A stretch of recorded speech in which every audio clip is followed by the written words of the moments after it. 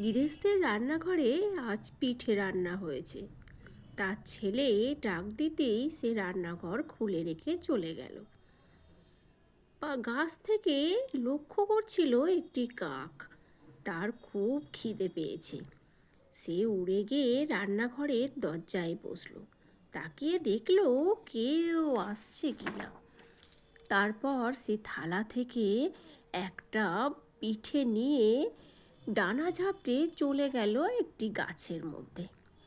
জঙ্গলে ঝোপের ঝাড়ে সেখানে বসেছিল একটি শিয়াল। কাকটি গাছের ডালে বসে পিঠেটাকে নিয়ে ভাবতে লাগলো পিঠেটা কিভাবে খাওয়া যায়। এদিকে শিয়াল কাককে মুখে পিঠে নিয়ে গাছের মগডালে বসে থাকতে দেখে তার জিভে জল চলে এলো।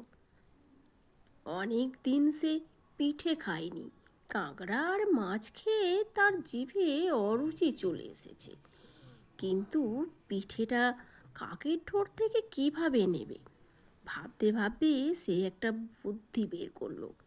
শিয়াল ঝোপ থেকে বেরিয়ে এসে বলল, আরে এত সুন্দর একটি পাখি, এত সুন্দর চেহারা, কি সুন্দর চোখ, কি সুন্দর কালো কুচকুচে ঠোঁট, সুন্দর ডানা, কিন্তু ভগবান একে বোবা কেন সৃষ্টি করলো?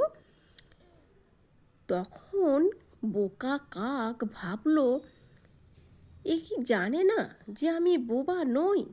যাক, এর ভুলটা একবার ভেঙে দিই বলে যেই না কা শব্দে ডেকে উঠল, অমনি তার ঠোঁট থেকে পিঠেটা পড়ে গেল মাটিতে।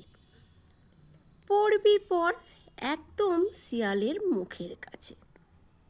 শিয়াল তো এটাই চাইছিল, কখন কাক কা করে ডেকে উঠবে আর শিয়াল তার পিঠেটা খেতে পারবে। তখনই শিয়াল সঙ্গে সঙ্গে তার পিঠেটা কুড়িয়ে খেতে শুরু করলো।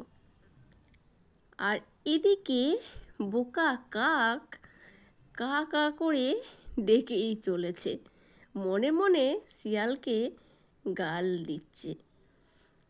সে বুঝতেই পারল না শিয়াল তার পিঠেটা খাওয়ার জন্য তার ওই প্রশংসাগুলো করেছিল।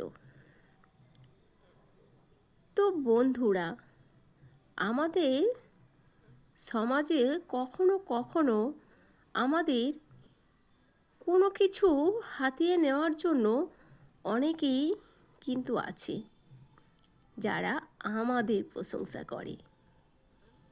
তো এখানে এই কাক আর শিয়ালের গল্প থেকে আমি তো এটুকুই বুঝতে পেরেছি। তোমরা কি বুঝেছো অবশ্যই আমাকে জানাবে।